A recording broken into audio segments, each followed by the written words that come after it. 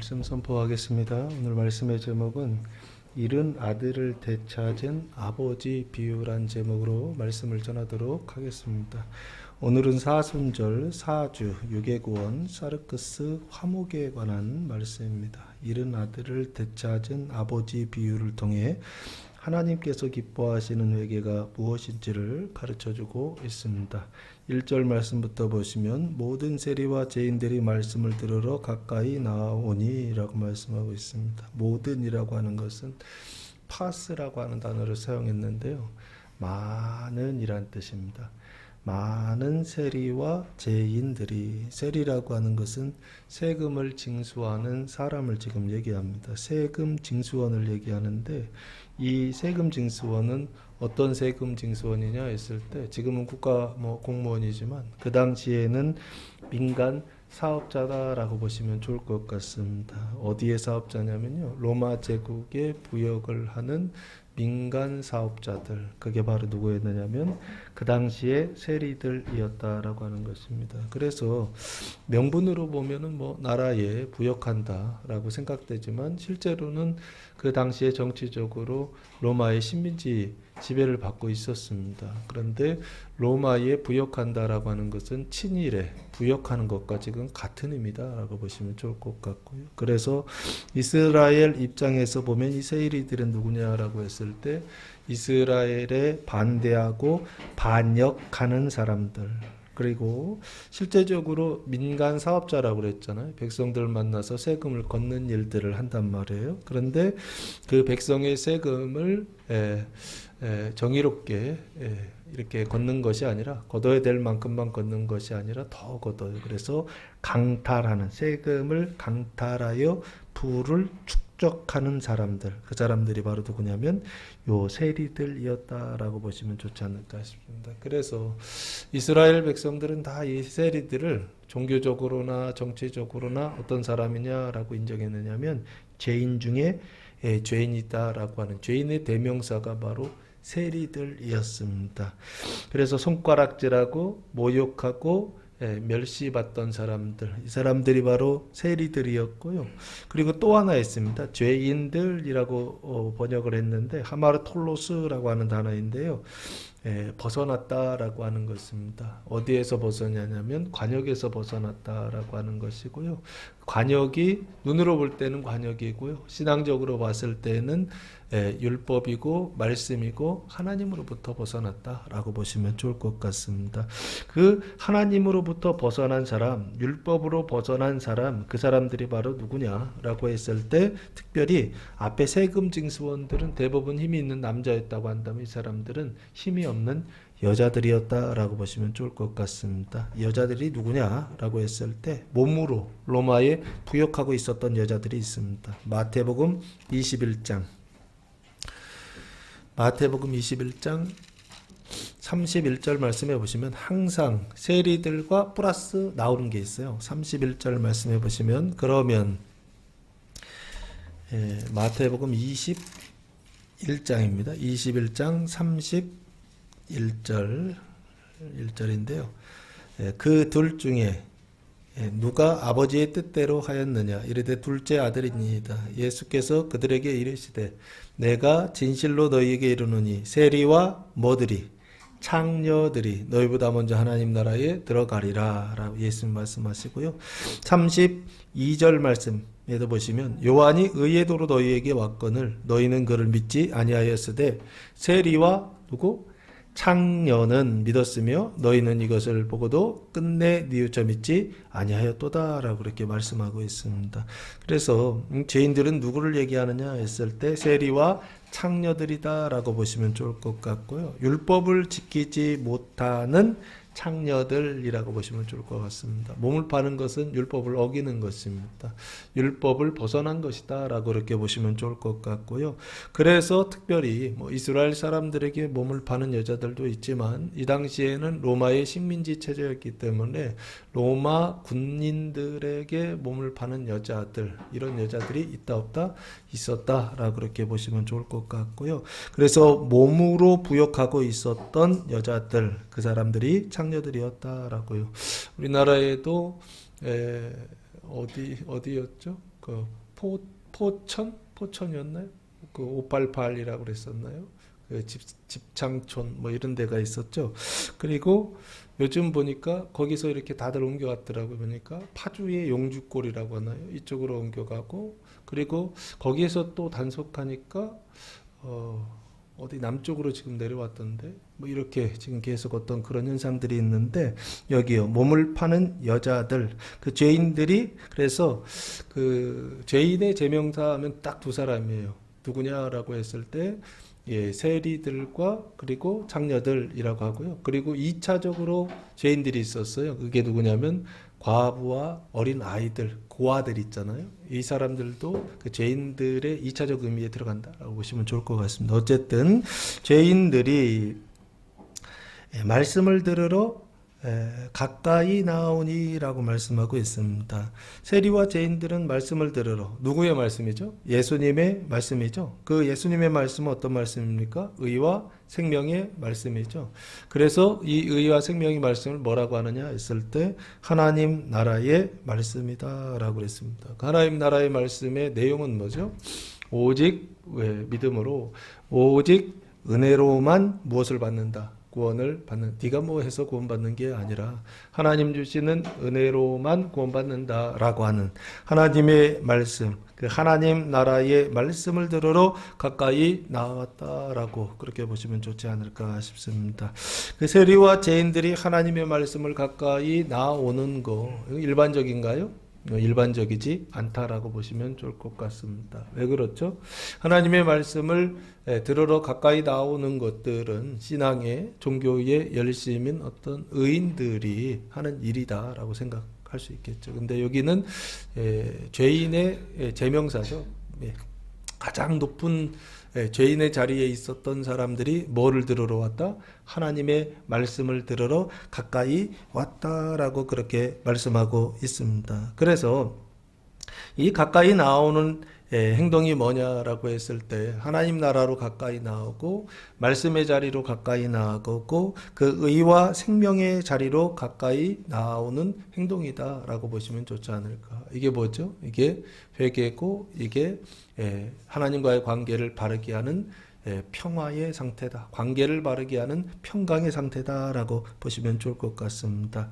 그런데 이게 좀 문제가 됐던 것 같아요. 2절 말씀해 보시면 바리새인들과 서기관들이 수군거려 이르되 이 사람이 죄인을 영접하고 음식을 같이 먹는다 하더라라고 말씀하고 있습니다. 바리새인들은 누구죠? 분리주의자라고 하는 뜻을 가지고 있습니다. 그래서 신앙적으로는 배타적인 신앙을 가지고 있는 유대교의 한 종파다라고요.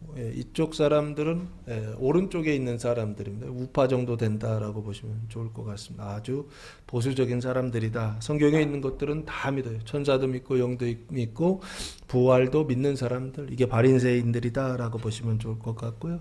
바리새인들은 예루살렘 성전을 중심으로 해서 신앙생활을 했던 사람들이 아닙니다. 이 사람들은 지방의 회당을 중심으로 해서 신앙생활을 했다라고 그렇게 보시면 좋을 것 같습니다. 어쨌든 바리새인들과 서기관들이라고 되어 있어요. 서기관들은 누구인가요?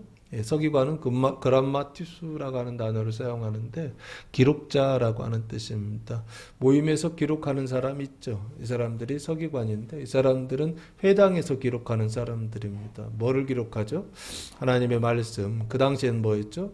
율법을 기록했다. 지금 우리가 봤을 때는 구약을 기록하는 사람들, 그게 바로 서기관들이다라고요. 기록하다 보니까 공부가 되죠. 그래서 연구가 되고 그래서 다른 사람을 가르치는 이 그람마티수를 나중에는 랍비, 율법 학자다라고 그렇게 번역하기도 합니다. 그래서 여기 서기관들이 수군거려 이르되, 그러니까 이 사람들은 하나님의 말씀에 정통한 사람들이에요. 말씀 안에 있고 그 말씀을 지키기 위하여서 어떻게 해요? 자기의 인생을 건 사람들, 그 열심을 가지고 열정을 가지고서 자기의 인생의 모든 걸 건 사람들, 이게 바로 지금 바리새인과 서기관들이다라고 보시면 좋지 않을까 싶고요. 이 사람들이 수군 수군거렸다라고 하는 것입니다.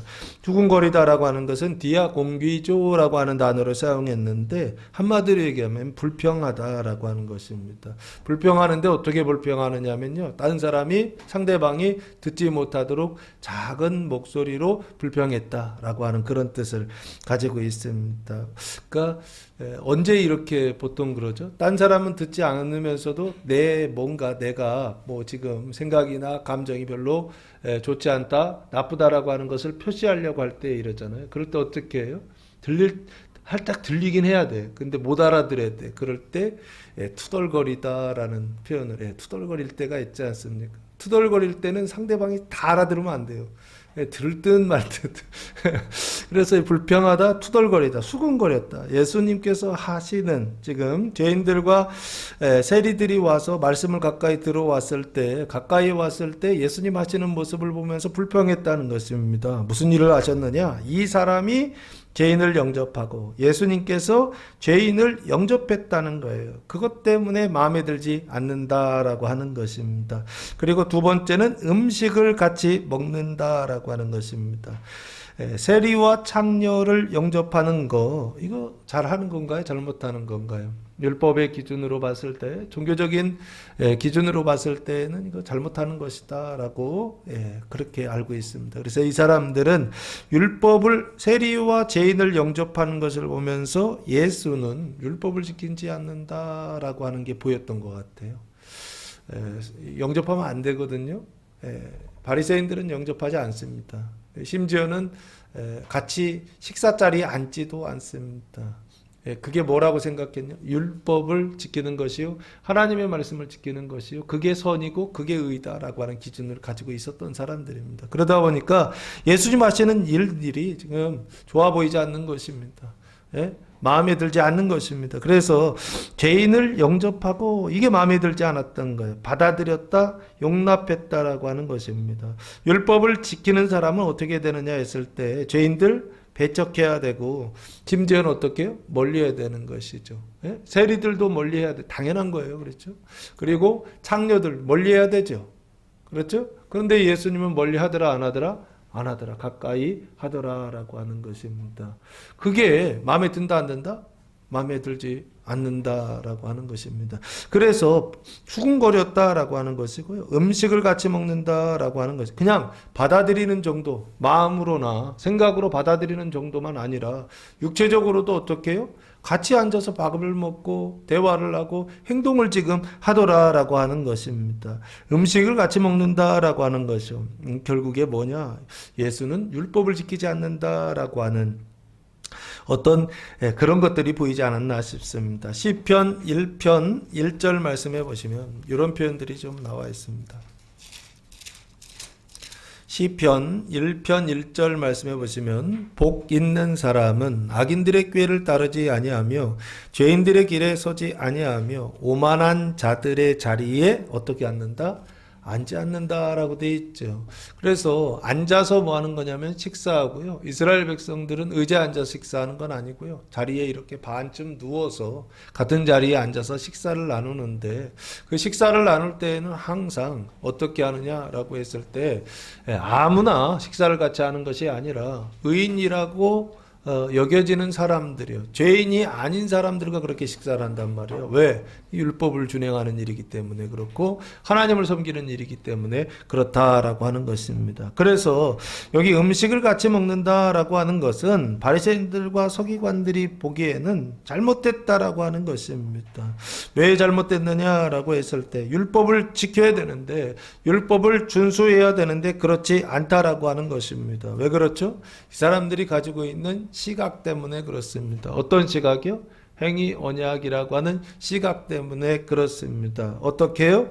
자기의 그 죄요, 자기의 자기의 그 죄와 사망이라고 하는 기준이요, 그 기준을 가지고 어떻게 해요? 율법을 실천해야 되고 율법을 준수해야 되고 율법을 완성하고 완수해야 된다라고 하는 이런 기준을, 인식의 기준을 가지고 있어요. 아주 높은요, 99%, 100%의 어떤 순도를 가진 어떤 율법을 지키는 어떤 이런 상태의 의식 구조를 가지고 있었던 사람들이 바로 서기관들과 바리새인들이에요. 저는 안 그런 것 같아요. 저는 그렇게 높지 않은 것 같아요. 예. 우리 라온이하고 마지막 곡 한국 연습하고서 찬양 인도를 했습니다. 불편할까요? 안 불편할까요? 불편해야죠. 그렇죠? 근데 안 불편합니다. 왜 안 불편하죠? 그럴 줄 알고 어제 성경을 많이 읽고 왔습니다. 자, 어쨌든 여기요. 이게 왜 그러냐면 불평하고 투덜거리는 게 인식 때문에 그렇다라고 하는 것입니다. 자기가 가지고 있는 기준 때문에 그렇다는 것. 이게 좋다라고 하는 기준이 있는데 예수님은 어떻게 해요? 그러지 않더라. 이렇게 하지 말아야 되는데 예수님이 이렇게 행동하더라는 것입니다. 그럴 때 내가 어떻다? 내 감정이 상하더라라고 하는 것입니다. 누가요?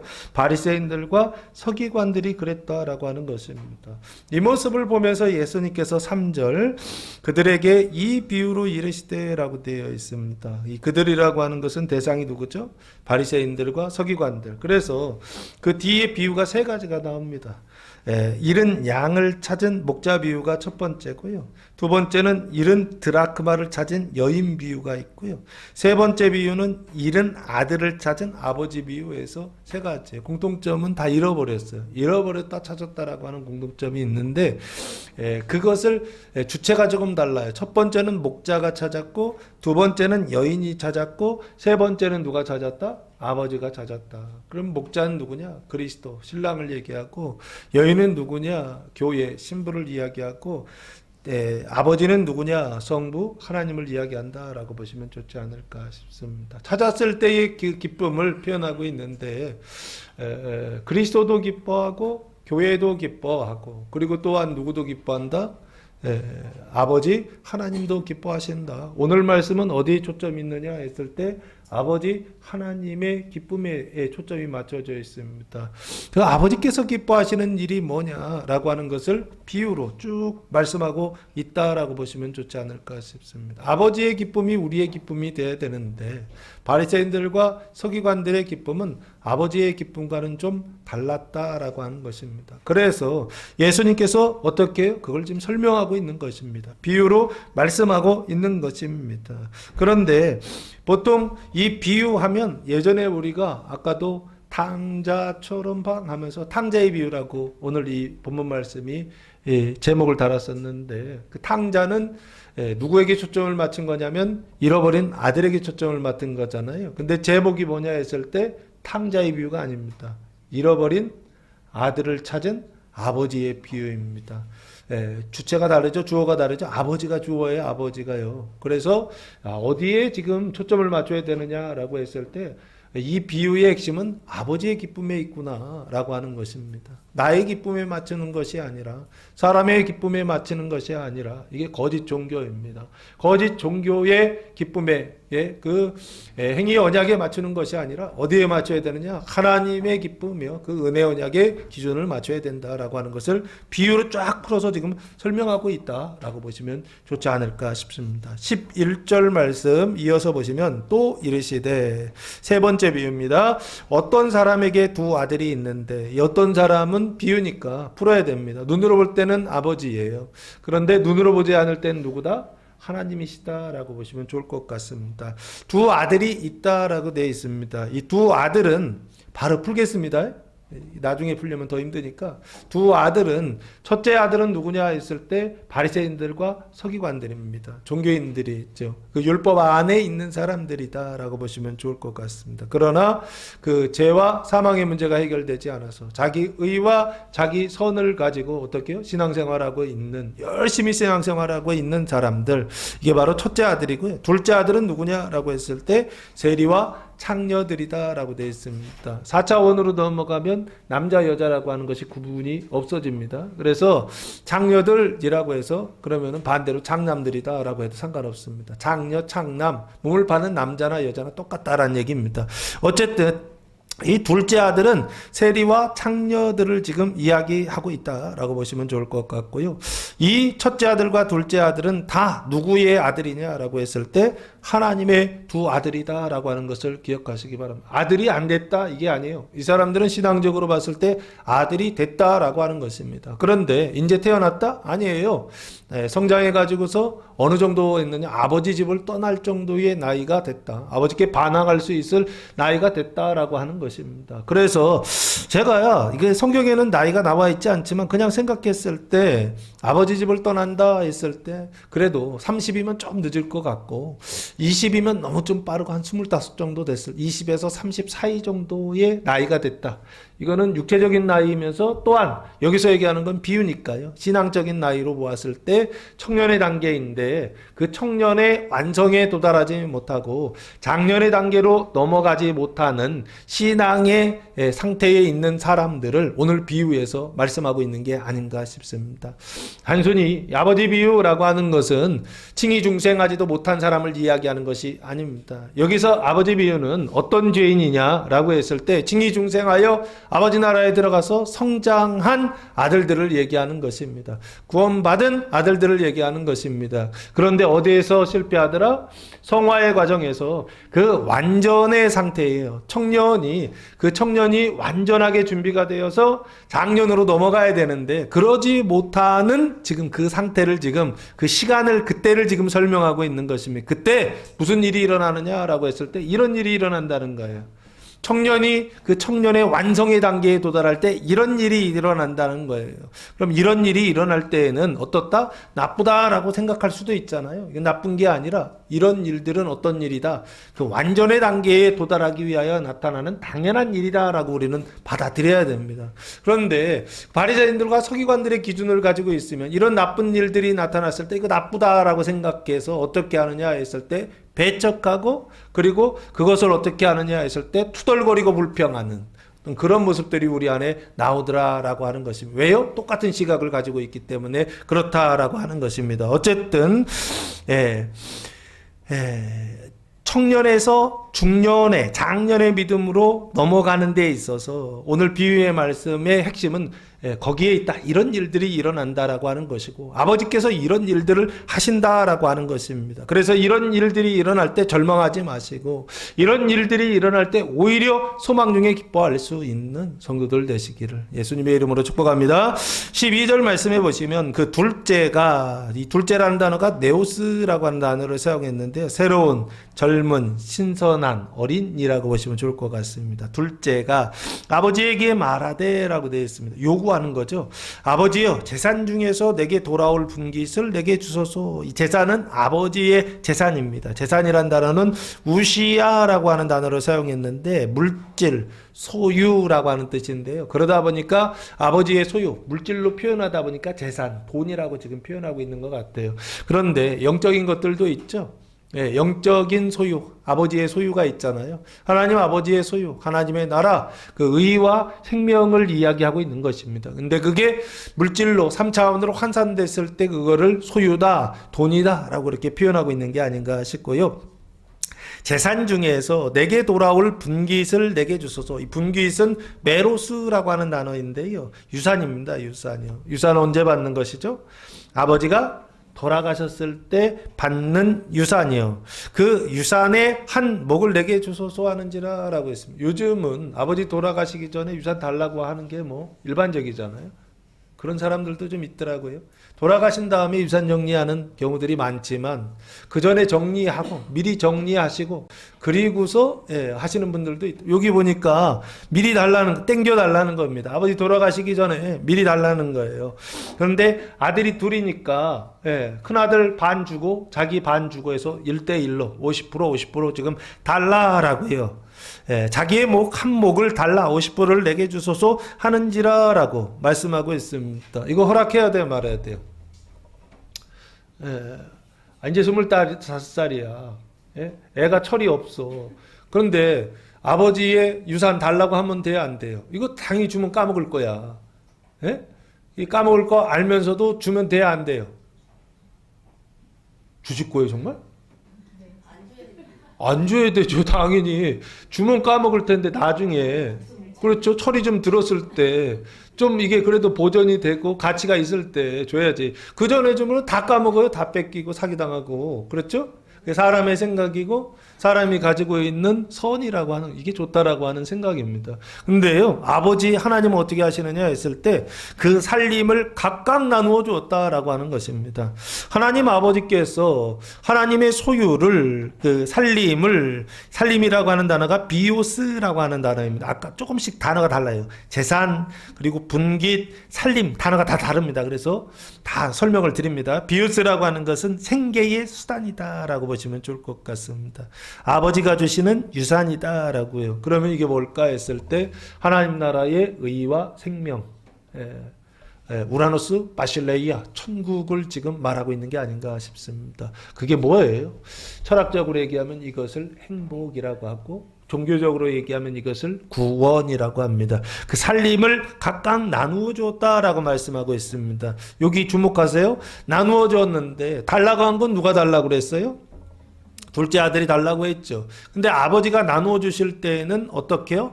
각각 나누어 줬다는 거예요. 그러면 큰아들 나눠줬다 안 나눠줬다?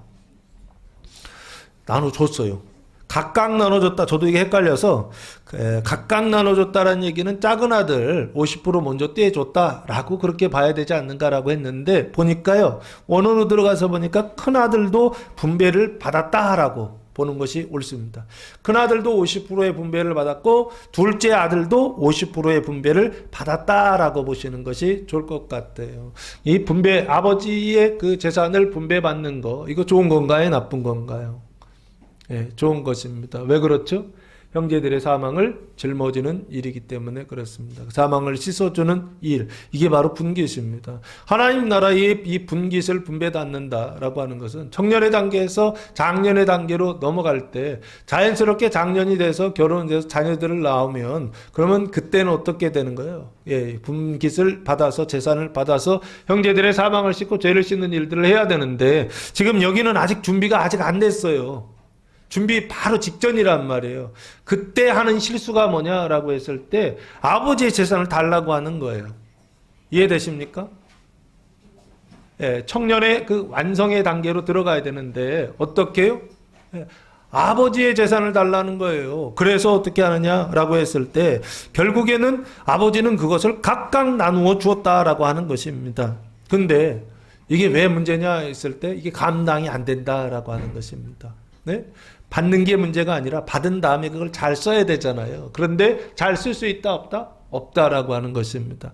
아버지의 소유, 돈도 그냥 철없는 아들한테 주면 허랑방탕하게 쓸 것이지만 하나님의 나라, 의와 생명도 준비되지 않은 아들한테 주면 어떻게 된다? 잘 사용할 수 없다라고 하는 것이죠. 그 뒤에 전개되는 내용에서 보면 그렇게 나와 있습니다. 그런데 재밌는 거, 달라고 하니까 아버지는 주더라 안 주더라? 주더라라고 하는 것입니다. 하나님께서 주셨으니까 준비가 됐나 보다 착각하지 마시기 바랍니다. 달라고 하면 아버지는 주신다 안 주신다? 주신다. 그렇다고 해서 준비가 돼서 그러냐라고 했을 때 아니다라고 하는 것입니다. 그럼에도 불구하고 하나님 주시는 이유는 뭐냐 했을 때 하나님의 그 그림이 더 크기 때문에 그렇다는 것입니다. 어떤 그림이요? 우리는 달라고 했을 때 내가 감당할 수 있다라고 생각해서 달라고 하는데 하나님은 감당할 수 없다라고 하는 것을 알면서도 주시더라라고 하는 것입니다. 왜요? 회개하라고 하는 것입니다. 어떤 회개요? 완전의 회개를 하라라고 하는 것입니다. 점과 흠과 티도 없는 그런 상태 속으로 들어가는 방법은 뭐냐라고 했을 때 네가 하는 거 아니다라고 하는 것입니다. 사람이 완전하게 온전하게 되는 것도 누가 하시는 일이다? 아버지 하나님께서 하시는 일이다. 이거 뭐 하시려고요? 가르치시려고. 이 아들이, 둘째 아들이 철이 없다는 거 알고 가서 잘못 사용할 거 알고 그거 다 소진할 거 알면서도 불구하고 어떻게 하시더라? 준다 안 준다? 주시더라. 그때 줬을 때 하나님 달라고 해서 주셨으니까 이건 하나님의 뜻이야 라고 생각하고 성공할 걸 기대하면 된다 안 된다? 안 된다. 이 말씀 드리고 싶은 거예요. 실패할 거 알면서 주셨다고요. 그런데 그 실패는 좋은 실패다 나쁜 실패다? 좋은 실패다. 왜요? 하나님의 그 통치 안에 있기 때문에 그랬어요. 하나님이 아시고 주신다고요. 그 다음 단계로 들어가라고 하나님께서 실패할 걸 아시고 주신다고요. 성공 못해요, 이거는요. 승리 못해요. 그런데도 하나님은 주신다고요. 왜요? 너는 실패하지만 누구는 성공한다. 아버지 하나님은 결국에 성공하게 하신다. 결국에는 승리하게 하신다. 이거 가르치시려고 하나님은 어떻게 해요? 각각 분깃을 나누어 주었다는 것입니다. 그래서 첫째 아들은 분깃을 받았는데 나중에 보면 그 인식의 상태가 자기가 분깃 받았는지도 자기가 몰라요.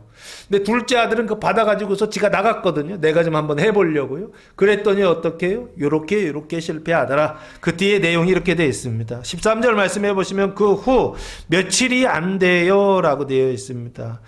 며칠이 안 됐다라고 하는 것은 짧은 날이 지나고 나서 둘째 아들이 재물을 다 모아가지고 유산을 다 모아가지고 재물이라고 하는 단어가 모든 비오스 살림의 2분의 1 비오스라고 했죠. 살림이라고 했습니다.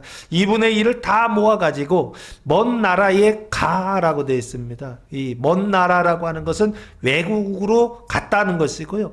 이 가다라고 하는 단어는 여행하다라고 하는 단어입니다. 외국으로 떠났다, 여행하다라고 하는 것입니다. 그 얘기는 무슨 얘기인가요? 지금 여기를 떠났다는 얘기죠.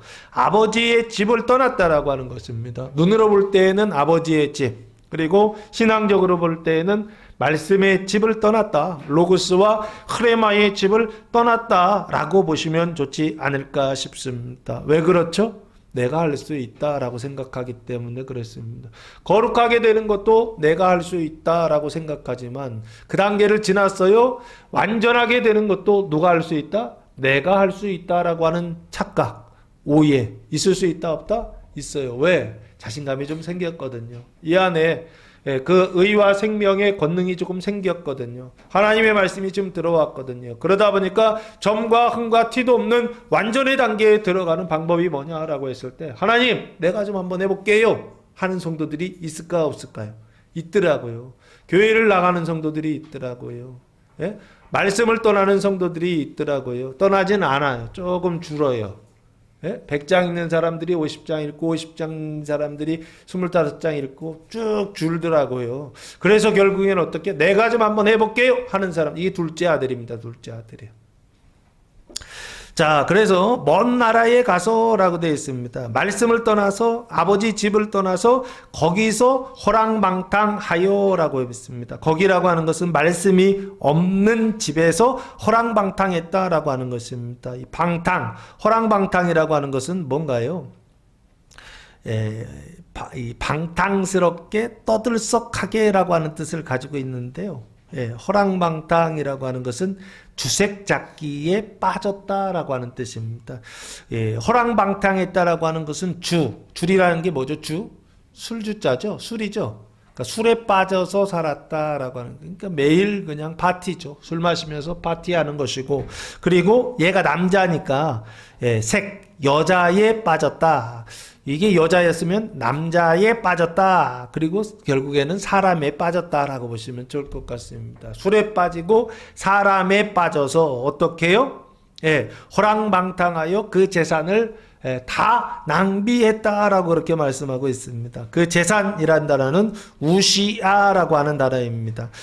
재산을 낭비했다라고 하는 것은 아버지의 소유를 낭비했다, 하나님의 나라 그 의와 생명을 낭비했다라고 하는 것입니다. 조금씩 없어졌다라는 것이죠. 결국에는 뭐냐 했을 때 거룩함이 없어졌다는 얘기고요.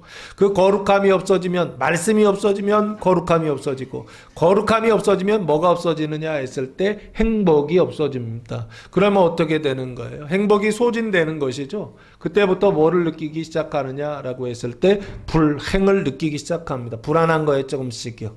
그래서 여기요, 낭비했다라고 하는 것은 조금씩 행복이 빠져나가는 거예요. 그 거룩이 빠져나가는 거예요. 말씀이 빠져나가는 것입니다. 그래서 14절 말씀해 보시면 다 없앤 후라고 되어 있습니다. 그 재산을 다 낭비했다라고 하는 것입니다. 하나님이 주신 나라를 다 낭비했다. 그 의와 생명을 다 낭비했다. 소비했다라고 하는 것입니다. 그래서 어떤 상태가 되었느냐? 나라가 없어진 거야, 하나님 나라가요. 그리고 뭐가 됐느냐 했을 때 불행한 상태로 어떻게 해요? 조금씩 시작됐던 불행이 이제는 불행의 지배를 당하는 상태가 됐다라고 하는 것입니다. 내 안에 거룩은 사라지고 하나님의 생명은 사라지고 말씀은 없어지고 뭐가 시작되었다라고 하는 가증함이 시작되고 뱀의 말이 시작되고 그리고 뭐가요? 행복은 없어지고 불행이 시작되었다라고 보시면 좋지 않을까. 다 없앤 후 그 나라에 크게 흉년이 들어라고 되어 있습니다. 그 나라라고 하는 것은 먼 나라 외국을 얘기하고 그 먼 나라 외국은 하나님 말씀으로부터 먼 나라이잖아요. 그 나라가 어딜까요? 어둠의 나라이고 죄와 사망의 나라이고 뱀의 나라다라고 그렇게 보시면 좋지 않을까 싶고요. 그 나라에 뭐가 크게 흉년이 들었다. 이거는 크게 흉년이 들었다라고 하는 흉년이라는 단어는 이모스라고 하는 단어를 사용했는데요. 예, 식량이 거의 없다라고 하는, 먹을 게 거의 없다라고 하는 뜻이고요. 식량이 없다라고 하는 것은 요즘으로 얘기하면 뭐 돈이 이렇게 없다. 예, 그리고 경제가 좀 나쁘다라고, 불황이다라고 그렇게 보시면 좋지 않을까 싶습니다.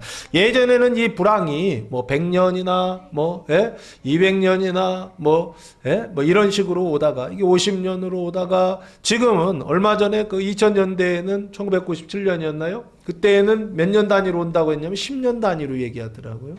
예? 그러다가 요즘은 그게 조금 더 빨라졌어요. 그 얘기는 무슨 얘기인가요? 사람이 인위적으로 경제에 손을 대서 아마 그런 현상들이 나타난 게 아닌가 싶습니다.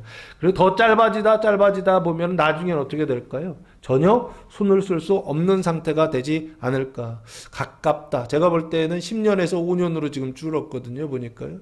그러면 더 가까운, 이제는 뭐 더 이상 손을 쓸 수 없는 어떤 상황이 오지 않을까 싶습니다. 한번 큰 대공황이 오겠죠. 근데 어쨌든 여기요, 큰 흉년이 들었다라고 하는 것은 경제적인 위기가 어떻게 되어 있느냐 했을 때 시간으로 세팅되어 있다는 겁니다. 먼 나라는 항상 경제적인 위기가, 불황이 세팅되어 있다는 얘기예요. 세월이 좋을 때는요, 문 열면 돈을 벌게 되어 있습니다.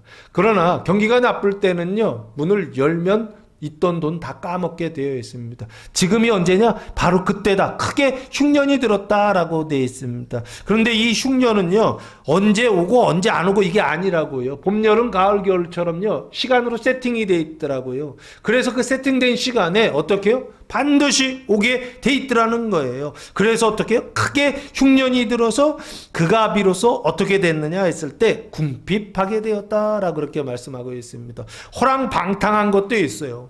그 재산을 낭비한 것도 있어요. 그러나 외적인 요소요. 그게 뭐냐 했을 때 나라에 큰 흉년이 들었다라고 하는 것입니다. 불경기가 되었다라고 하는 것입니다. 예? 돈의 가치는 떨어지고 물건의 가치는 높이 올라가서, 그래서 어떻게 되는 거예요? 결국에는 가난해질 수밖에 없는 그런 시대가 되었다라고 하는 것입니다. 그래서 나와 전혀 상관없이 내가 열심히 해도 궁핍하지만 허랑방탕했으니 얼마나 더 그 궁핍함의 속도가 빨랐을까요? 여기요. 그가 비로소 궁핍한지라 아버지 주신 그 재산을 어떻게 해요? 아마 다 말아먹었다라고 보시면 좋지 않을까 싶습니다. 궁핍하다라고 하는 것은 늦게 되다, 열등하다, 부족하다, 궁핍하다라고 하는 뜻을 가지고 있는데요. 결국에는 몹시 가난하게 되었다. 그래서 뭐가 가증이 됐느냐면요, 정신적으로 행복은 완전히 사라지고요, 행복이 1도 없는 상태예요. 그리고 어떤 상태예요? 완전한 불행에 사로잡히는 이런 상태. 구원이라고 하는 것은 완전히 다 잃어버리고 빼앗기고, 그리고 어떤 상태예요? 완전히 타락한 어떤 이런 상태에 이르게 되었다. 첫째는 호랑방탕하여 재산을 낭비하더니, 두 번째는 바깥의 환경에 바뀌어서 크게 흉년이 들어서 궁핍하게 되고, 할렐루야, 궁핍하게 되었을 때 슬퍼하지 마시고 기뻐하시기 바랍니다.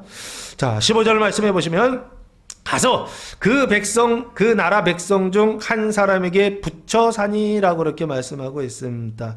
이 붙여 산다라고 하는 것은 친분을 유지하다라고 하는 것입니다. 친분을 유지하다라고 하는 것은 결국에 뭐냐? 둘째 아들이 어떻게 하는 거예요? 궁핍이나 흉년이나 이 문제를 해결하기 위한 방편으로, 수단으로 붙여 살았다라고 보시면 좋지 않을까 싶고요. 그 나라 백성 중 한 사람이 나중에 보면은 돼지치러 보내거든요. 그러면 이 사람이 누구냐? 돼지 주인이다라고 보시면, 돼지 목장의 목장 맞나요? 돼지 농장의 주인이다라고 보시면 좋지 않을까 싶고요. 그 돼지 농장의 주인이 누구냐라고 했을 때 이 사람도 결국에는 세상에 복무하는 사람, 뱀의 나라에 복무하는 사람, 그 당시에는 로마 체계, 그 식민지 체제에 복무하고 있었던 사람이다라고 보시면 좋지 않을까 싶습니다. 그가 그를 둘로 보내어 돼지를 치게 하였다라고 되어 있습니다. 이 둘째 아들을 들로 보냈다라고 하는 거예요. 마을이 있잖아요. 그 마을 바깥으로 보냈다. 돼지들 사는 곳으로 보냈다라고 하는 것입니다. 이 돼지라고 하는 것은 특별히 이게 괜히 나온 단어가 아닙니다. 일부러 돼지를 지금 등장시킨 게 아닌가 싶어요. 이유는 뭐냐라고 했을 때 돼지는 이스라엘 백성들이 율법적으로 기준으로 보았을 때 어떤 짐승이죠? 가증한 짐승? 가증하지만 앞에 보시면 unclean이라고 해서 부정하다 그랬잖아요. 돼지고기 그래서 먹으면 돼야 안 돼요? 안 된다라고요. 어디에 나와 있죠? 레위기 11장에 나와 있죠. 클린 언클린 하면서 정하다 부정하다 하시면서 이건 먹어도 되고 이건 먹으면 안 된다 부정하다 했을 때 그때 돼지고기 나오잖아요. 그리고 이스라엘 백성들은 항상 이 돼지를 어떻게 생각했느냐, 부정한 짐승 중에 하나이고 가까이 하지도 말고 먹지도 말고 하는 그런 짐승이란 말이에요. 그런데 일부러 지금 돼지를 지금 여기다 집어넣은 거예요. 그러면서 이 돼지를 좋아하는 사람들이 있어요. 그 당시에 이스라엘 안에, 이스라엘 그 나라 안에, 그 땅 안에 돼지를 좋아하는 사람들이 있어요. 이스라엘 사람들 아니에요.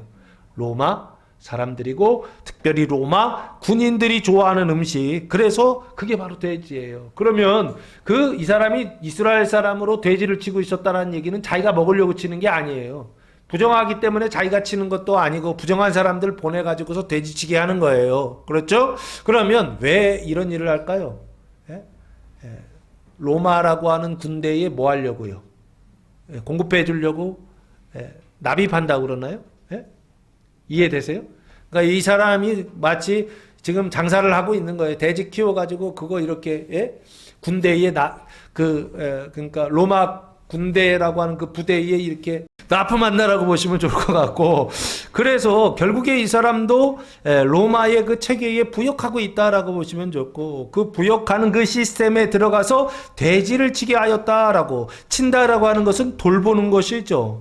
그 돌본다라고 하는 것은 결국에 아까 그랬잖아요. 로마 체계에 복무하고 있었다 그랬죠. 돈 걷는 것으로 세리요.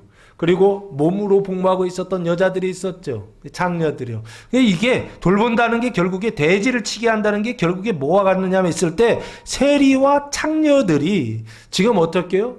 눈으로 보기에 세리와 창녀들이 로마 그 군대의 군인들에게 뭐 하고 있는 거냐면 복무하고 있는 거예요, 보니까요. 그래서 돼지를 치게 하였다라고요. 돈 걷는 일을 통하여 복무하고 몸을 팔아서 부역하고 있는, 치게 하는, 돌보게 하는 일을 하였다라고 하는 것입니다.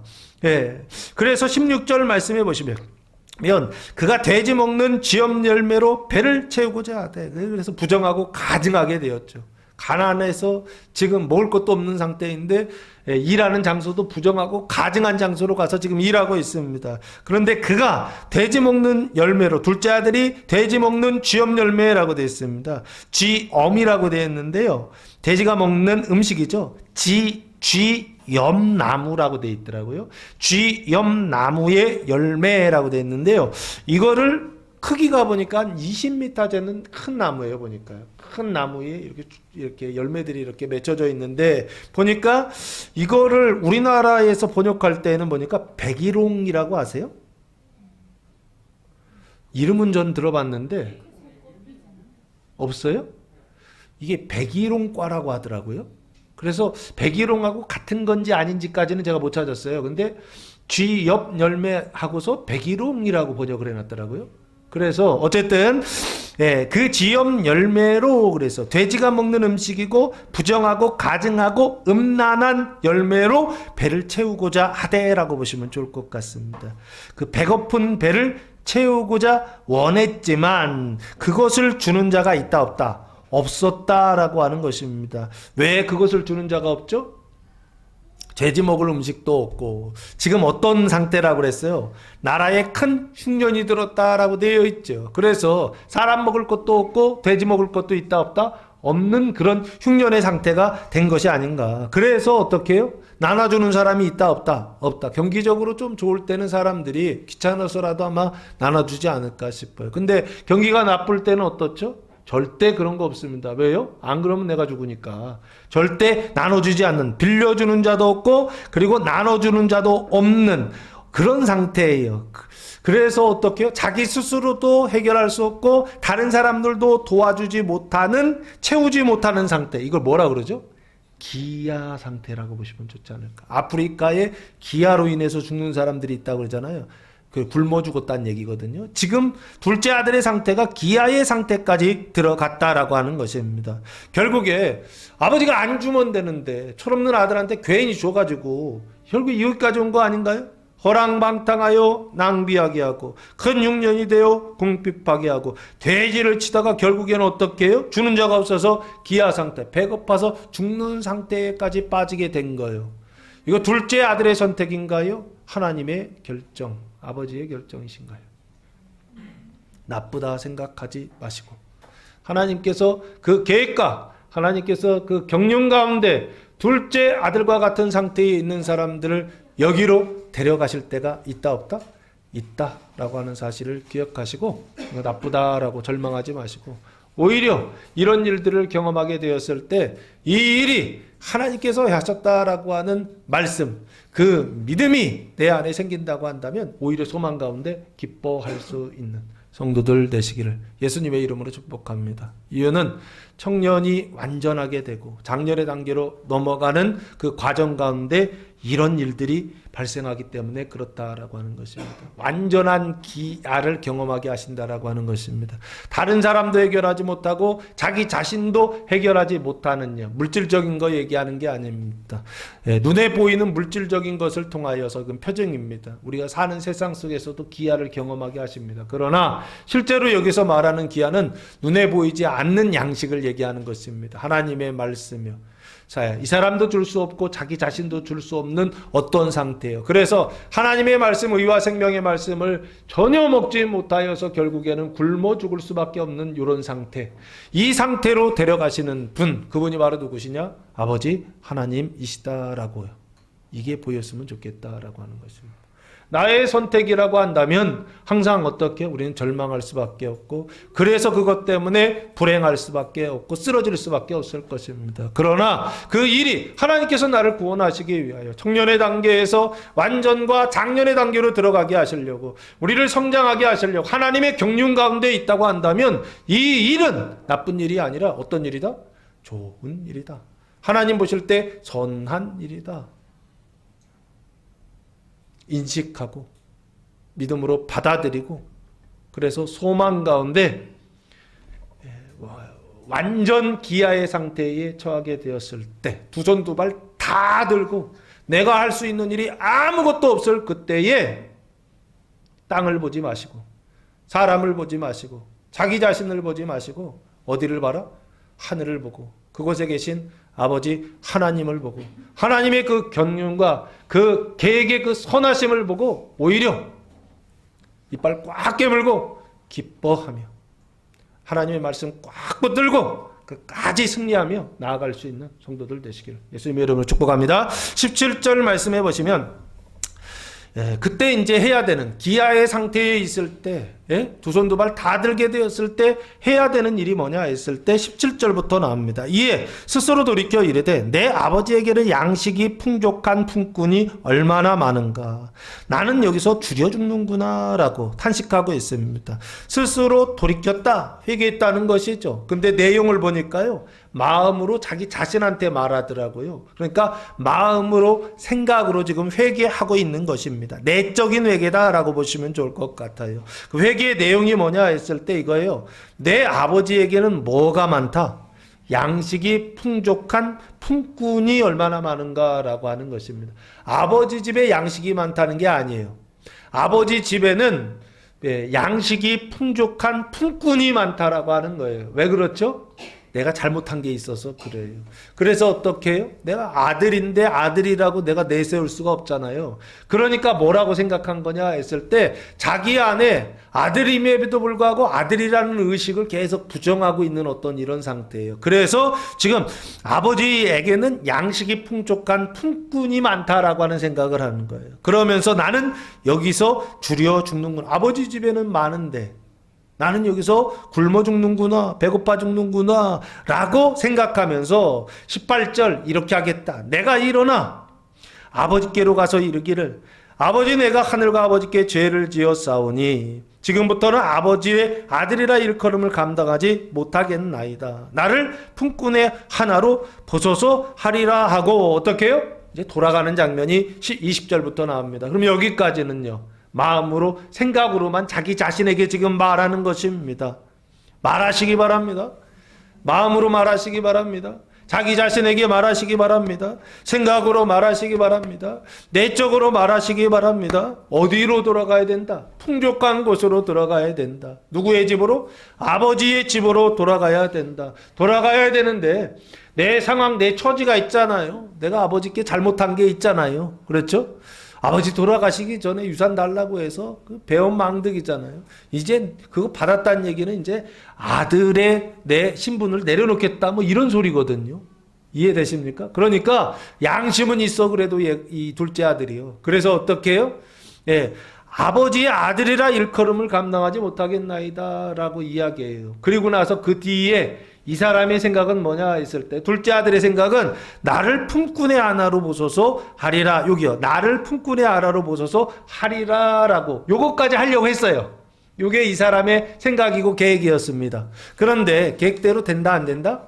안 됩니다. 비슷하게는 되는데 안 돼요. 20절 말씀해 보시면 이에 일어나서 아버지께로 돌아가니라 라고 말씀하고 있습니다. 실천하는 것이죠. 외적인 행동을 하는 것입니다. 회개라고 하는 것은 내적인 회개, 마음의 회개가 있습니다. 그리고 생각의 회개가 있고 감정의 회개가 있습니다. 회개하시기 바랍니다. 아버지께로 돌아가시기 바랍니다. 자기 자신으로 가면 불행하게 된다고요. 자기의 감정, 자기의 생각, 자기 마음으로 가면 불행하게 된다고요. 다 뺏긴다고요. 그런데 아버지께로 아버지를 생각하고 아버지께로 돌아가면 다 회복되게 되는데 내적으로 먼저 마음으로부터 회개하고 나서 지금 20절은요. 외적인 회개를 지금 실천하는 것입니다. 이에 일어나서 아버지께로 돌아가니라 라고 되어 있어요. 돌아가기 시작했습니다. 근데 아직 거리가 먼데 상당히 떨어진 집으로부터 떨어진 거리였다는 거예요. 그런데 아버지가 그를 보고 그러면 이 아버지는 어떤 아버지예요? 아들이 언제 오는지 어떻게 알아? 그죠? 그러니까 아버지는 어떻게 해요? 해 뜨면 나가서 기다리고 그러죠? 해지면 저희 집에 들어왔다가 해 뜨면 또 나가서 아들 올까 기다리고 했던 아버지가 아닐까 싶습니다. 그래도 다행이에요. 왜 다행이죠? 허랑방탕하여 빨리 탕진하고 왔으니까 아버지 입장에서는 그죠? 아들 기다리러 나가는 게 아마 그 해에 나가가지고서 아마 1년도 안 돼가지고 다 탕진하고 돌아오지 않았을까. 그럼 아버지는 그 정도만 나가서 기다리면 되잖아요. 그렇죠? 근데 조금 그래도 자기 자신을 돌보느라고 한 50%만 탕진하고 해가지고 한 10년 정도 있다가 오면 아버지는 10년 동안 기다려야 돼. 이거 아주 그냥 이 아들은 아주 훌륭한 아들이야. 타락을 하더라도 방탕을 하더라도 한 번에 그냥 확 해버리잖아요. 할렐루야. 싫으신가요? 조금씩 했으면 좋겠어요? 이 아들은 그냥 1년에 몰아서 젊은 시절에 몰아서 한 방에 해버려. 어쨌든 아버지가 그를 보고 기다리고 있었다라고 하는 것입니다. 아버지만 그런 게 우리도 똑같아요. 늘 기다리지 않습니까? 잘 되기를 기다리는데 지금 둘째 아들을 보았다라고 하는 것입니다. 그 뱀의 나라에 부역하고 있었던 죄인들이요. 그 세리와 창녀들을 보고 측은히 여겨 동정을 느꼈다는 것입니다. 달리다라고 트레코라고 하는 단어를 사용했는데요. 달리는 건 달리는 거야. 근데 어떻게 달리느냐면 빨리 달린다, 걷다라고 보시면 좋을 것 같습니다. 트레킹 있잖아요. 막 마라톤 선수처럼 달렸다 이런 뜻이 아니고요. 빨리 걸었다라고 하는 뜻으로 보시면 좋을 것 같습니다. 여기요. 달려가 목을 안고 입을 맞췄다. 이거 인사하는 것이죠. 그런데 아버지한테는 주저함이 있어요, 없어요? 없죠. 아들의 잘못은 이 안에 남아있어요? 없어요? 안 남아있죠. 그리고 지금 아들을 만난 것만으로도 어떻게 해요? 너무 기쁘고 반가워서 가서 안고서 입을 맞췄다라고 하는 것입니다. 아버지에게는 전혀 감정이 없어요. 그렇죠? 근데 아버지한테는 없는데 아들한테는 있다 없다? 있다. 그럼 아들은 있는데 아버지는 왜 없죠? 아들은 몰랐는데 자기가 이렇게 방탕해서 낭비해서 결국에 배고파 죽을 지경까지 갈 줄은 자기 알아서 몰랐어요. 나가면서 아마 자기는 그랬을 겁니다. 나의 성공해서 내가 돌아오리라. 아마 그렇게 생각하면서 난 절대 실패하지 않을 거야 라고 생각하면서 가지 않았을까. 그러니까 더 아들은 이 마음에 남아있는 거예요. 근데 아버지는요. 아들이 어떻게 돌아올 거 알고 있었다 모른다. 그게 하나님의 경륜이라고요.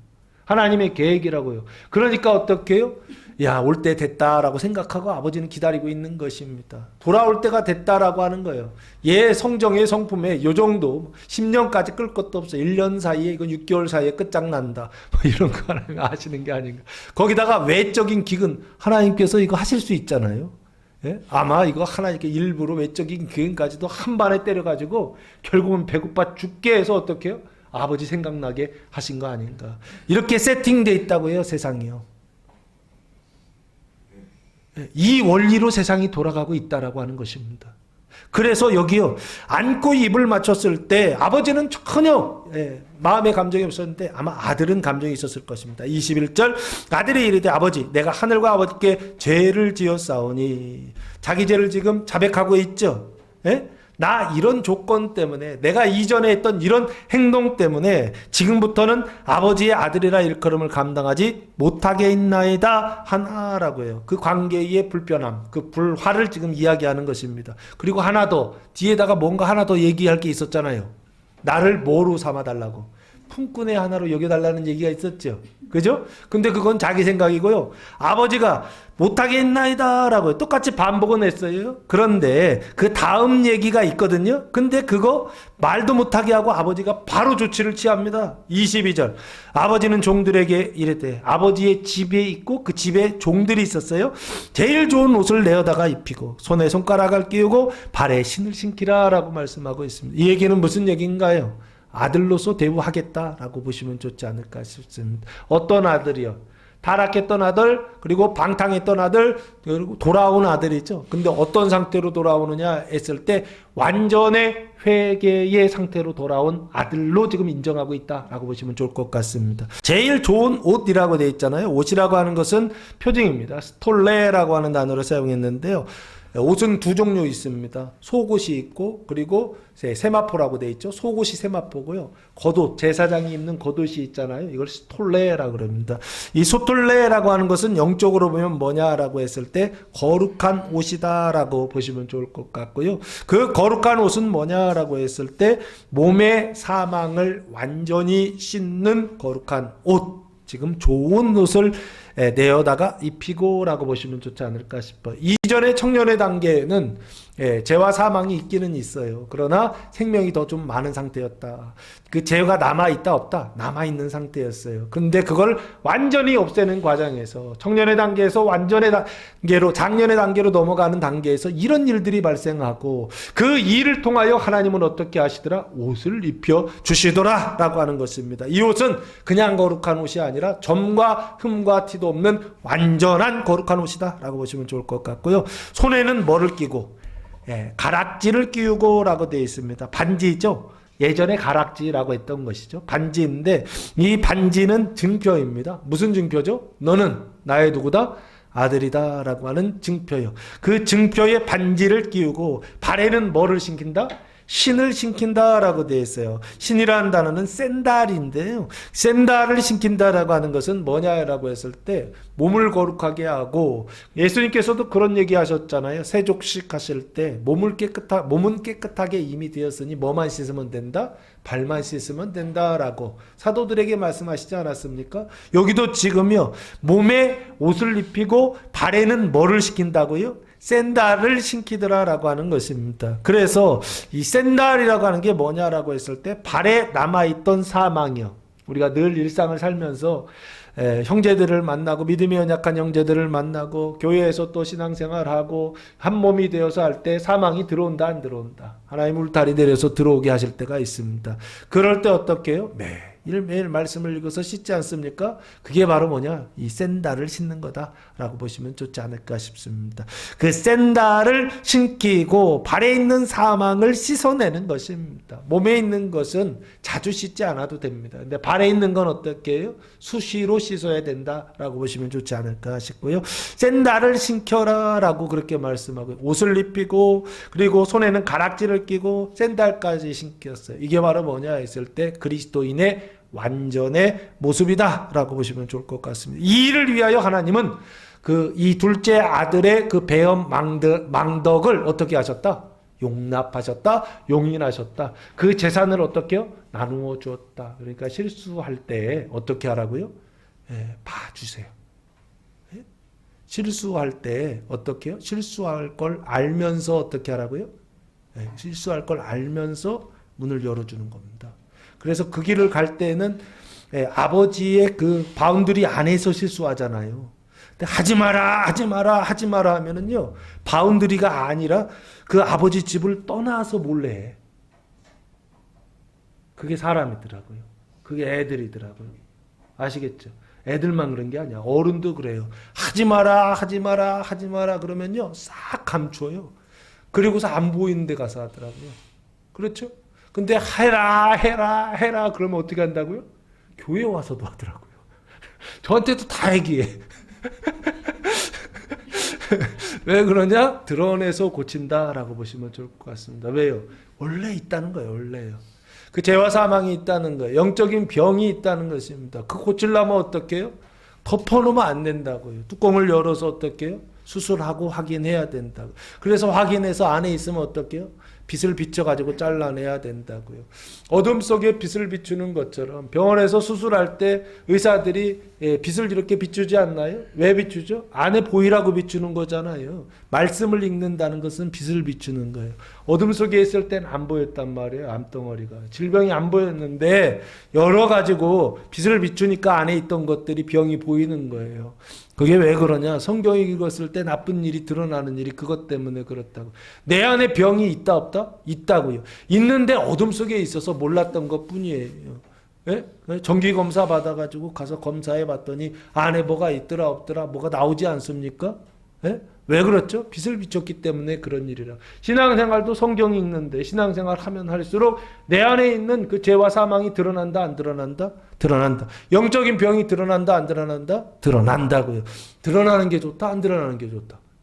드러나는 게 좋다고요. 안 드러나는 게 좋은 줄 알고 저한테 계속 좋은 얘기만 하시는 분들이 계세요. 그러려면 교회를 오지 마. 병원에 갔으면은 진료를 받고, 그렇잖아요. 약국에 갔으면 약을 먹어야지. 가가지고서 농담 따먹기만 하고 약은 안 먹어. 진료는 안 받고. 그러면은 병원에 왜 간 거고 약국은 왜 간 거죠? 요즘 성도들이 그러고 있어요. 그러고. 왜 그렇죠? 이게 행위언약 때문에 그렇습니다. 괜찮다라고 생각하기 때문에 내가 열심히 율법을 지키고 있다라고 생각하기 때문에 그런 거 아닌가 싶습니다. 하나님은 어떻게 해요? 우리 안에 있는 둘째 아들 안에 있는 그 모든 것들을 다 아시고 어떻게 해요? 보내시더라는 거예요. 그래서 너의 실상을 보라라고 하는 것입니다. 너의 상태를 보라라고 하는 것입니다. 그래서 네가 거룩하게 되는 것도 네가 하는 거 아니고, 네가 완전하게 되는 것도, 옷을 입는 것도 네가 하는 거 아니고, 반지를 끼우는 것도 네가 하는 것이 아니고, 신발 신는 것도 네가 하는 것이 아니고, 누가 하시는 것이다? 아버지 하나님이 하시는 것이다. 이거 가르치시려고 문을 열어놓으신다고요. 그 문을 열어놓으셨을 때 그거 해도 돼? 이런 뜻이 아니에요. 그거 범죄 아니야? 이런 뜻이 아니라고요. 그것 때문에 너 벌 받을 거야 라고 하는 거 아버지 아시면서도 그 길을 어떻게 해요? 지나가게 걸어가게 하시는 분, 그분이 바로 하나님이시라고. 왜요? 최종적으로는 승리하게 하시려고, 최종적으로는 신앙에 성공하게 하시려고, 최종적으로는 불행을 어떻게 해요? 행복으로 완전히 바꾸시려고요. 구원으로 완전한 구원을 주시려고 하나님 그렇게 하신다. 그래서 신앙이 올라갈 때도 있지만요, 내려갈 때 있다 없다? 있다. 그럼 그때가 언제다? 찬스다. 기회다. 무슨 기회예요? 내가 죽고 누가 사시는 하나님이 사시는 기회예요. 그걸 하나님이 계획하셨고 하나님이 그렇게 이끌어 가신다. 이게 하나님의 경륜이라는 뜻입니다. 자, 그래서 23절 말씀해 보시면 그리고 살찐 송아지를 끌어다가 잡아라 그랬습니다. 송아지는 어리죠. 황소입니다. 소죠. 어린 소입니다. 어린 소. 살찐 송아지를 끌어다 잡으라 는 것은 음식을 만들라라고 하는 것이죠. 우리가 먹고 즐기자. 그래서 소고기, 돼지고기 먹는 게 아니고요. 소고기를 먹고 즐기자라고 되어 있습니다. 이웃 후라이노라고 하는 단어를 사용했는데요. 마음을 좋은 기분에 두다라는 뜻입니다. 기뻐하다, 행복해 하다라고 하는 것입니다. 마음을 좋은 기분에 두시기 바랍니다. 마음을 나쁜 기분에 두지 마시고 마음을 슬픈 자리에 두지 마시고 할렐루야, 기쁜 자리에, 즐거운 자리에, 말씀의 자리에, 하나님의 자리에 두시기 바랍니다. 마귀가 와가지고서 야 슬퍼해 그러면 그 상황이 되면 그래 짜증내 그래 받아먹는 분들이 계신데 그러지 마시고, 자, 그래서 여기요 송아지를 잡아다가 잡아라, 우리가 먹고 즐기자라고 했습니다. 그래서 송아지, 소고기 좋아하세요? 24절 말씀해 보시면요, 내 아들은 죽었다가 다시 살아났으며 내가 잃었다가 다시 얻었노라니 그들이 즐거워하더라라고 말씀하고 있습니다. 이 비유라 그래요. 내 아들은, 둘째 아들을 얘기합니다. 왜 소고기 먹어야 되느냐 했을 때 내 아들은 죽었다가 어떻게 됐다? 다시 살아났다는 얘기예요. 죽었다가 다시 살아나지 않으면 소고기 안 줍니다. 죽었다가 다시 살아나야 소고기 줍니다. 그리고 죽었다가 살아난 사람만 소고기를 먹어야 됩니다. 죽었다가 살아나지 않았는데 소고기 먹으면 탈납니다. 자, 그래서 내가 잃었다가 다시 얻었노라 하니 그들이 어떻게 했다? 종들이 함께 즐거워했다라고 말씀하고 있습니다. 할렐루야. 내적인 회개와 외적인 회개가 하나님의 그 은혜 안에서 이루어지는 한 주간 되시기를 예수님의 이름으로 축복합니다. 이제 마지막이요. 25절 말씀해 보시면 이제 그 둘째 아들의 회개는 지금 끝났고요. 이제 첫째 아들의 회개가 남아 있습니다. 25절 말씀에 맏아들은, 바리새인과 서기관들은 밭에 있다가 아버지의 땅입니다. 열심히 일하고 충성되이 성실되게 일하고 있다가 집으로 돌아옵니다. 돌아와 집에 가까이 왔을 때에 풍악과 춤추는 소리를 듣고 악기의 연주 소리를 듣고, 이 소리는 무슨 소리죠?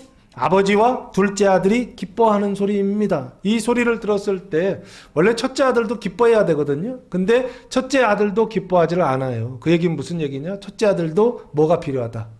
회개가 필요하다. 집 밖에 나간 아들의 회개도 필요하지만 집 안에 있는 아들의 회개도 필요하다, 필요하지 않다? 필요하다라고 하는 걸 지금 말씀하고 있습니다.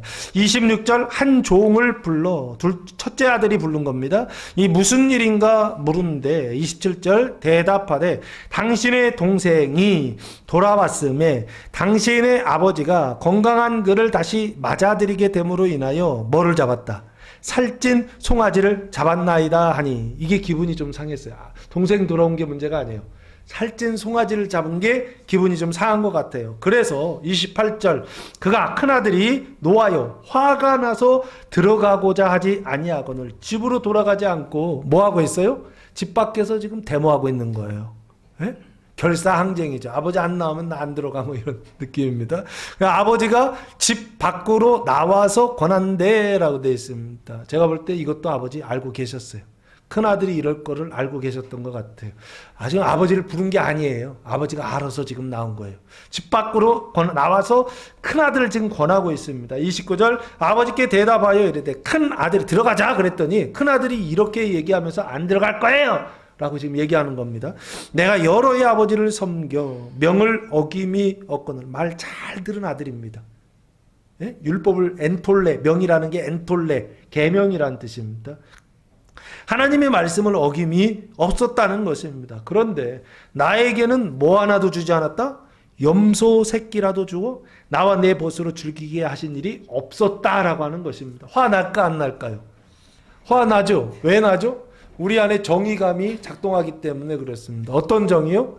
분배정인데요. 내가 잘했을 때는 잘한 만큼 줘야 되고, 그렇죠? 내가 못했을 때는 못한 만큼 줘야 된다라고 하는 정의감이 우리 안에 있어요. 분배정이요. 분배를 할 때는 이렇게 해야 된다라고 하는 기준이 있단 말이에요. 그렇죠? 그런데 지금 자기 기준으로 봤을 때 지금 아버지는 정의로운 거예요? 부정의하신 거예요? 정의롭지 못하신 것입니다. 이게 욥기예요. 아버지는 정의롭지 않으신 거예요. 예? 욥의 입장에서 봤을 때 하나님은 정의롭지 않은 거예요. 그래서 하나님과 한번 따져버리라. 그래서 신정론이라고 했던 것이 하나님은 정의로우신가라고 하는 문제를 담고 있는 책, 이게 욥기라고 하는 책입니다. 여기 똑같아요. 그 아들이 지금 그걸 가지고 있습니다. 그런데 그 아들은 어떤 아들이냐 했을 때 자칭 의인이라고 하는 아들이에요. 아버지 집안에 있는 아들이에요.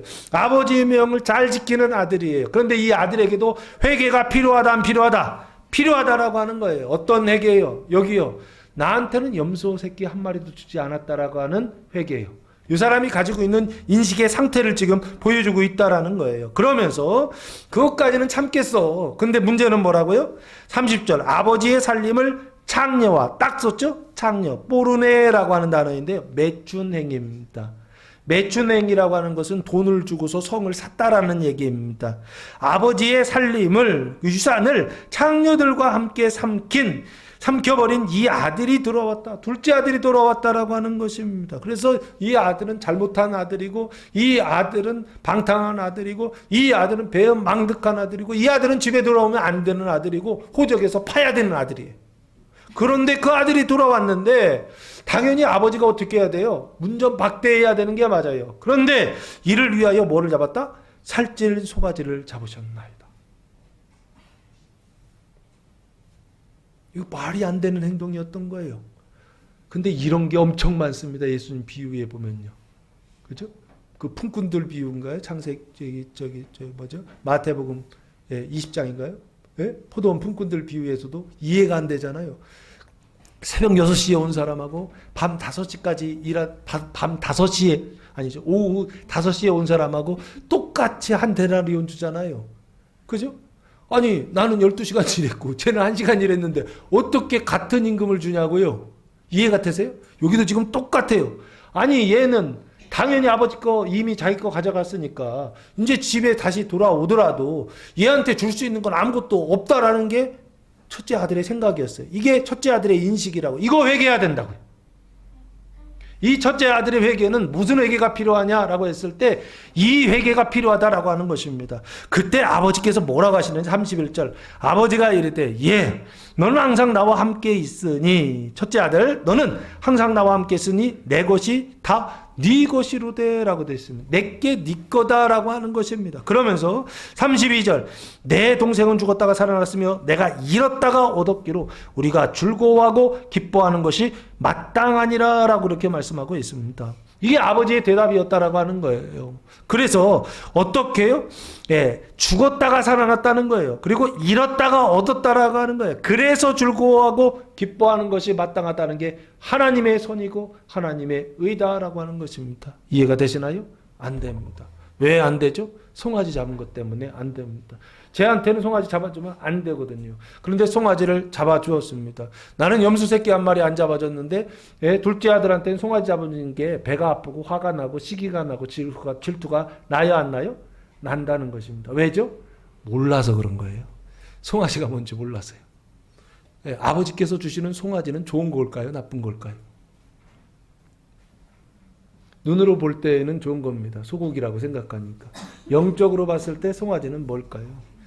우상 숭배하는 것이고 사망의 뭐예요? 핵심이고 중심이고 탐심을 지금 지칭하고 있는 것입니다. 그럼 뭘 얘기하는 걸까요? 너 이제는 완전의 단계에 들어가서 장렬의 단계가 시작됐다는 얘기입니다. 그래서 뭘 하는 단계냐 했을 때 왜 송아지를 씹어먹는 단계가 됐다는 얘기예요. 이해되십니까? 다른 형제들의 사망을, 탐심을 씻어내는 자가 됐다는 것입니다. 우상 숭배를 씻어내는 자가 됐다라고 하는 것입니다. 그 얘기는 둘째 아들한테 송아지 줬다는 얘기는 더 무거운 사망을 주었다, 더 무거운 짐을 주었다라고 보는 게 옳지 않은가 싶습니다. 그러면 첫째 아들은 어떻다는 거예요? 사망을 씹는데 늘 아버지 집에서 씹을 10분의 1로 나눠가지고서 1식구, 2식구, 3식구, 4식구, 5식구, 6식구, 7식구, 8식구, 9식구, 10식구 이렇게 1만 씻으면 돼요. 늘 그냥 하나님의 말씀을 읽으면서 아버지 말씀에 있으면서 늘 1씩 씻으면 돼요. 그게 무슨 회개냐라고 했을 때 장년의 단계에 들어가는 집안에 있는 아들한테 주시는 은총이라고요. 그래서 제가 성경 읽자고 했던 것입니다. 집 밖에 나간 아들들은 은총을 받는데 무슨 은총을 받는다? 송아지 은총을 받는다. 좋아요, 나빠요? 사망이 쓰나미로 몰려온다. 형제들의 사망을 씻는데 평범한 사람들 씻는 게 아니라 아주 센 사망들 씻는다. 요까지만 하겠습니다. 그래서 너는 항상 나와 함께 있으니 이게 좋다는 거예요. 내 것이다, 내 것이로되. 그래서 사망을 10분의 1로 나눠가지고 10번에 나눠가지고 조금씩 씻으니까 어떻게 되는 거예요? 충격파가 좀 덜 하거든요. 그런데 얘는 어떻게 해요? 죽었다가 살아났으며 잃었다가 얻었기로 우리가 즐거워하고 기뻐하는 것이 마땅하다 하면서 송아지 잡는 것이 마땅하다. 송아지 먹이는 것이 마땅하다. 사망도 어떤 사망이요? 큰 사망 먹이는 것이 마땅하다. 대표적인 사람이 하나 있었죠. 사도 바울입니다. 오히려 예수님의 사도들은요, 성경의 내용들에 보면 여러 가지 고난이 있기는 있었습니다. 그러나 사도 바울의 고난은 어땠죠? 다른 사도들, 12사도들보다도 아주 세고 아주 강하고 아주 뭐랄까 함축되어 있죠. 이런 고난을 받고 싶으시면 둘째 아들과 같이. 그리고 이게 뭐였죠? 염소 새끼도 안 주는 이런 은총 속으로 이렇게 늘 아버지 집에서 그렇게 말씀 읽으면서 가기를 원하시는 분은 첫째 아들과 같이. 하나님께서 그 길을 이렇게 이끌어 가실 때 그 사람에 맞게 이끌어 가시는데 저는 가급적이면 둘째 아들보다는 첫째 아들처럼 갔으면 좋겠다. 라고 그렇게 말씀을 드려요. 이게 제 취향이다. 뭐 이런 뜻입니다.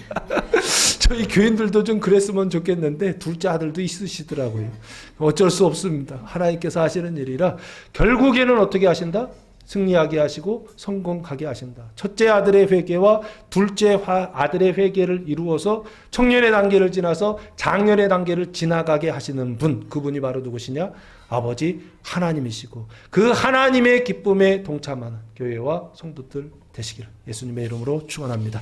기도하겠습니다. 사랑과 은혜가 풍성하신 아버지 하나님, 감사와 찬송과 영광을 올려드립니다. 예수님의 고난과 죽음을 기억하는 이른 아들을 되찾은 아버지 비유복음이 선포될 때 말씀을 믿고 따름으로 세상을 하나님과 화목해 하는 교회와 성도들 되게 하옵소서. 이제는 우리 주 예수 그리스도의 은혜와 하나님 아버지의 무한하신 사랑하심과 성령의 교통하심이 사랑하는 성도들 머리 위에와 가정 위에와 교회 위에 이제로부터 영원토록 함께 하시기를 간절히 축원하옵나이다. 아멘.